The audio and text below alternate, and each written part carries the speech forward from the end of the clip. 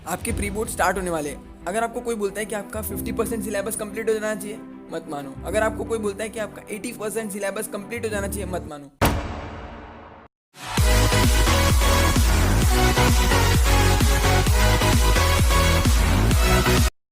अब टाइम आ गया है प्री बोर्ड्स का। अगर प्री बोर्ड्स का टाइम आ गया है तो आपको कुछ दोस्त लोग जो आपके दोस्त होंगे वो आपको कहेंगे कि मेरा इतना सिलेबस कंप्लीट हो गया है, मेरा इतना हो गया है, मैंने इतना कर लिया, मैंने इतना प्रैक्टिस कर लिया है। लेकिन अगर आप उससे कम किया है तो आप उनको बातों को इग्नोर करो, उनके बातों पर ध्यान मत दो।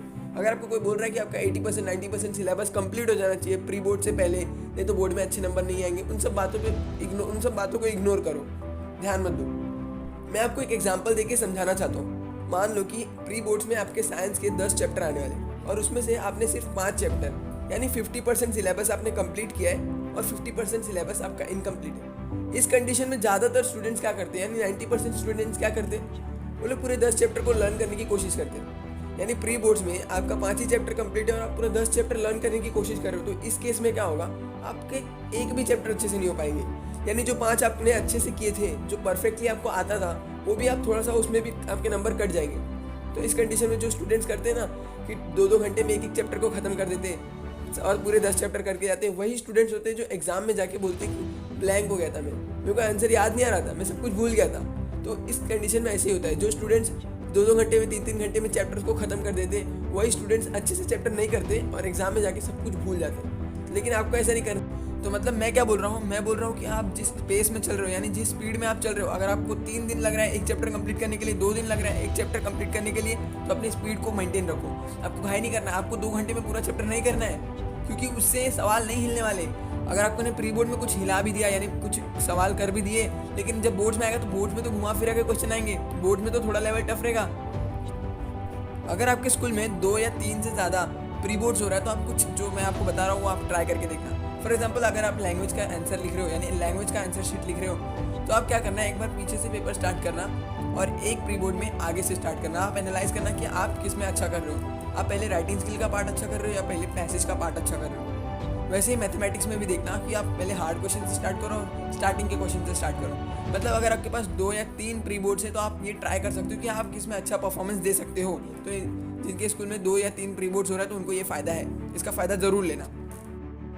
दूसरी बात, जो भी अभी तक आपने सीखा है टाइम मैनेजमेंट टेक्निक कि कैसे टाइम मैनेज करना है, पेपर को कैसे अटेम्प्ट करना है, वो सारी चीज़ें जाके आपको फॉलो करना है। प्री बोर्ड्स होते हैं इसलिए ताकि आप बोर्ड के लिए प्रिपेयर हो जाओ। तो बोर्ड एग्जाम देने से पहले आप प्री बोर्ड्स देने वाले हो, तो प्री बोर्ड्स में आप बहुत सारा जो भी आपको ट्राई करना होगा कि क्या मैं ऐसे लिख सकता हूँ, क्या मैं इतने टाइम में कंप्लीट कर सकता हूँ, मैं पीछे से पेपर स्टार्ट कर सकता हूँ जैसे कि मैंने बताया, तो वो आप सब ट्राई कर सकते हो। इसके अंदर कुछ बातें मैं आपको क्लियर कर देता हूँ जो आपको पता होनी चाहिए कि आपका स्कूल का जो पेपर होने वाला है, जो प्री बोर्ड होने वाला है, वो बोर्ड लेवल से थोड़ा सा टफ होगा। अब ये कैसे, तो स्कूल इसलिए टफ बनाती है ताकि आप बोर्ड में अच्छा परफॉर्म कर पाओ, क्योंकि स्कूल का अल्टीमेट गोल क्या है, स्कूल का गोल है ताकि स्टूडेंट्स अच्छा परफॉर्म करें बोर्ड एग्जामिनेशन में। तो स्कूल चेकिंग भी हार्ड करती है, यानी आपके प्री बोर्ड्स के पेपर चेकिंग भी हार्ड होगी और पेपर टफ सेट होगा। तो उसका आप टेंशन मत लेना, आप बस अपने फोकस करो अपना सिलेबस कंप्लीट करने में, अपने पोर्शन कंप्लीट करने में कि आपको कितना आता है, आपको कितना कंप्लीट करना है, आप उस पर फोकस करो, ना कि मार्क्स पे। क्योंकि प्री बोर्ड्स में ज़्यादातर स्टूडेंट्स के नंबर कम आते हैं, लेकिन उस पर आपको रिग्रेट नहीं करना है। आपको बस फोकस करना है कि आप कितना प्रिपेयर कर रहे हो और आपको कितना परफॉर्म करना है, आपका टारगेट वो होना चाहिए। मैं आपको एक फैक्ट बता देता हूँ, जितने भी आपके मार्क्स प्री बोर्ड्स में आते हैं उससे 10-15% ज़्यादा ही बोर्ड में आते हैं। इतना मान के चलना, 10-15% ज़्यादा, किसी में 5% भी हो सकता है, ऐसा ज़रूरी नहीं है 10-15, लेकिन ये फैक्ट है कि अपने स्कूल में जो प्री बोर्ड्स होता है उससे ज़्यादा ही बोर्ड एग्जाम में आता है। सब किसी से भी पूछ लो। लॉकडाउन के कारण आपको एक प्रॉब्लम हो रही होगी, वो है राइटिंग स्पीड। आपकी राइटिंग स्पीड या तो बहुत स्लो हो गई होगी या तो आपको लिखने में प्रॉब्लम हो रहा होगा, तो आप इसको थोड़ा सा ध्यान देके इम्प्रूव कर लो, नहीं तो भैया आपको एग्जाम में थोड़ा सा प्रॉब्लम हो सकता है। तो आप बेसिकली क्या करो कि थोड़ा राइटिंग का प्रैक्टिस करो। अब राइटिंग का प्रैक्टिस मतलब ये नहीं कि आपको सिर्फ छापना है, आप टेस्ट दे सकते हो, इसके बजाय प्रीवियस ईयर क्वेश्चन सॉल्व कर सकते हो। तो इसका मतलब बेसिकली आपको क्या करना है, अब जिस पेस में चल रहे हो, यानी जिस स्पीड से आपकी स्टडी चल रही है, जो प्लान आपने बनाया था उस पर ही फोकस रहो, उसको ही फॉलो करो। ये नहीं कि अगर आपका प्री बोर्ड्स आने वाला है, कल आपका, परसों आपका, एक हफ्ते बाद अगर आपका एग्जाम है, तो आप उसके हिसाब से अपना प्लान चेंज कर लो और सब फटाफट चैप्टर निपटा दो। वैसा मत करो, जितना चैप्टर हुआ है उतना ही चैप्टर अच्छा करके जाओ और उतने चैप्टर के जितने क्वेश्चन आने वाले उनको फोड़ के आओ। यानी जो चैप्टर आपने किया है उस चैप्टर में फुल मार्क्स स्कोर करने की कोशिश करो, और जो चैप्टर आपने नहीं पढ़ा था उसको एक बार स्किप कर सकते हो।